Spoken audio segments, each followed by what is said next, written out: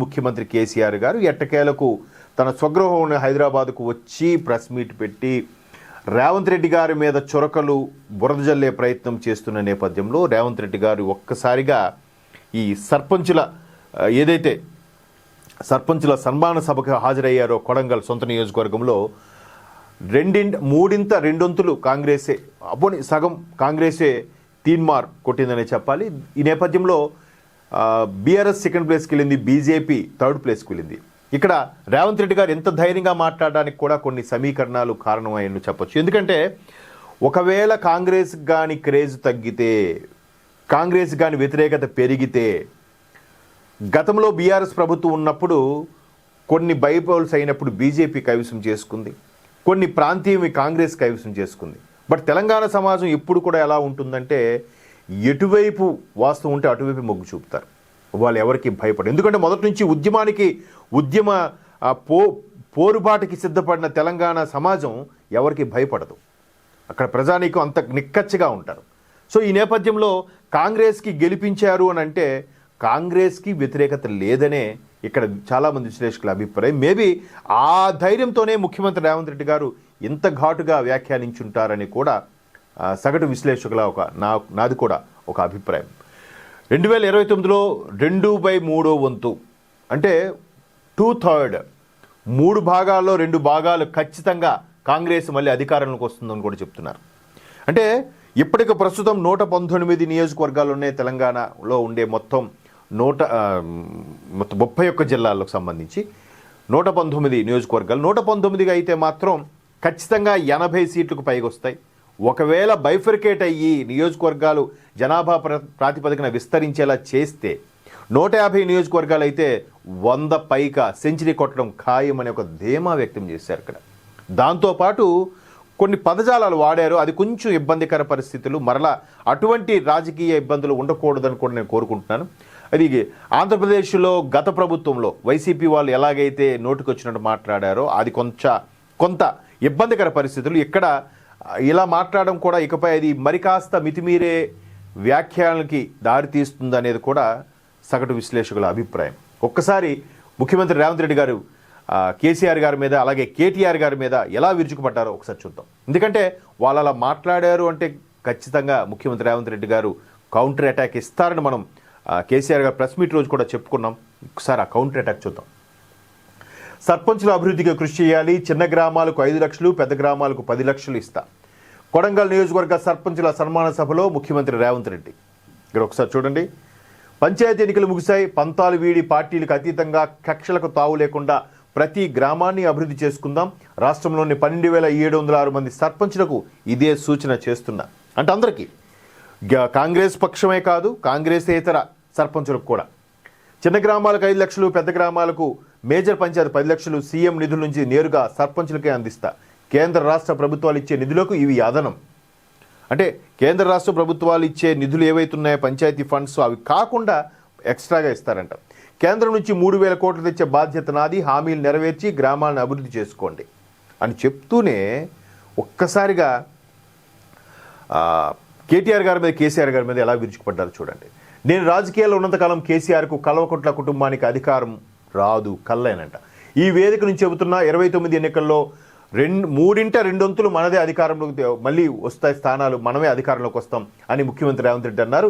బుధవారం నారాయణపేట జిల్లా కోస్గిలో ఫంక్షన్లో హాల్లో కొడంగల్ నియోజకవర్గ సర్పంచుల సమ్మేళనం సన్మాన కార్యక్రమంలో ఆయన పాల్గొన్న నియోజకవర్గంలోని 8 మండలాల సర్పంచులు, వార్డు సభ్యులు హాజరు కాగా ఆయా మండలాలకు చెందిన దాదాపు 180 మంది సర్పంచులకు సాలువాలు కప్పి సన్మానించారు. ఎంత ఓపిక చూడండి.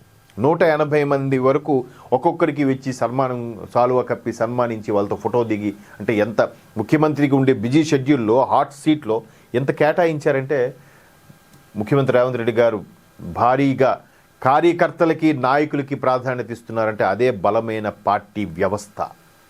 ఇక్కడ మనం చూడొచ్చు. భారత సహాయంలో నాపై 180 కేసులు పెట్టించారు. పగ సాధించాలనుకుంటే రాష్ట్రానికి నష్టం కలుగుతుందని, వాళ్ళ పాపాన్ని వాళ్ళే పోతారని ఊరుకున్నా. ఎగ్జాక్ట్లీ.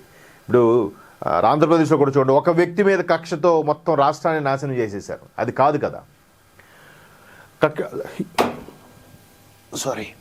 అంటే లాస్ట్ టైం 2019 నుంచి 24 మధ్యలో ఆంధ్రప్రదేశ్కి సంబంధించి నేను సందర్భంగా ఉదాహరిస్తున్నా. ఇక్కడ అలాగే కేసీఆర్కు ఫామ్ హౌసే బందీఖానా అయింది. అక్కడ ఉన్నది నా పోలీసులే. భారస కేసీఆర్ చరిత్రక గతమే, భవిష్యత్ అంతా కాంగ్రెస్తే.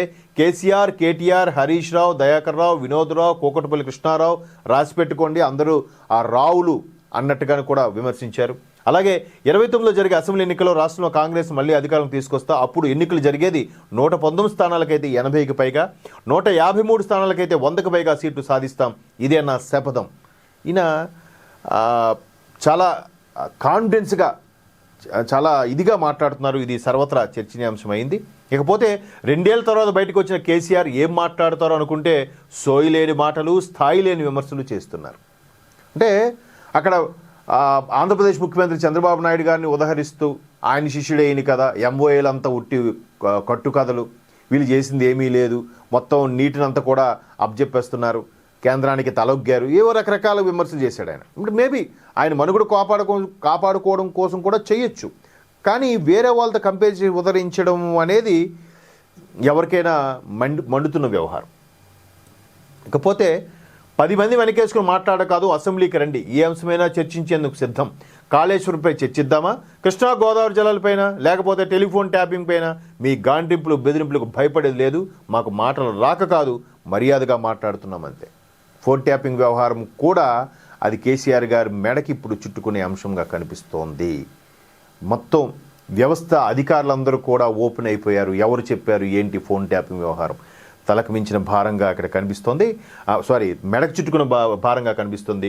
ఇదేం దుబాయ్ పాస్పోర్ట్ దందా కాదు, ఇది కేసీఆర్ గారి గత వైభవం సంబంధించి కూడా మెల్లమెల్లగా ఆయన మూలాల్లోకి వెళ్ళి విమర్శించే కార్యక్రమం చేస్తున్నట్టుగా అనిపిస్తోంది. మాటలు రాక కాదు, మర్యాదగా మాట్లాడుతున్నాం. రియల్ ఎస్టేట్ను బ్రోకర్ దందా అంటున్నారు. ఇదేం దుబాయ్ పాస్పోర్ట్ దందా కాదు, నేనేం పాస్పోర్ట్ దందా చేయలేదు. మా జోలికి వస్తే మా కార్యకర్తలు ఊరుకోరు.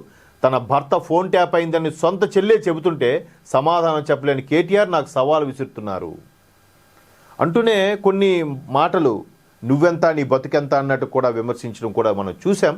సొంత చెల్లె మెడపెట్టి బయటికి పంపిన వాళ్ళు కూడా మాట్లాడుతున్నారు. నేనేమి అయ్యి పేరు చెప్పి మంత్రి పదవి తీసుకోలేదు, కష్టపడి పైకొచ్చా, జడ్పీటీసీ సభ్యుడు, ఎమ్మెల్యే, ఎంపీ, ఇలా ఒక్కో మెట్టు ఎదిగి ఈ స్థాయికి వచ్చా అని రేవంత్ రెడ్డి గారు ఒక్కసారిగా చాలా ఆవేశంగా కూడా మాట్లాడినట్టు తెలిసింది. అలాగే ఇక్కడ ఒకటి చూడొచ్చు మన ఫోటోలో, ఆ 150 మంది సర్పంచ్లను కూడా సాలువాలు కప్పి వాళ్ళతో ఫోటో దిగిన వైనం, వాళ్ళందరి గుండెలో కూడా ఒక్కసారిగా రేవంత్ రెడ్డి గారు నిలిచిపోయేలాగా, నన్నేమనంటే కార్యకర్తలు ఊరుకోరు అనేది పార్టీ క్యాడర్ని కూడా బలోపేతం చేసుకుంటూ ముందుకు తీసుకెళ్తున్నారు.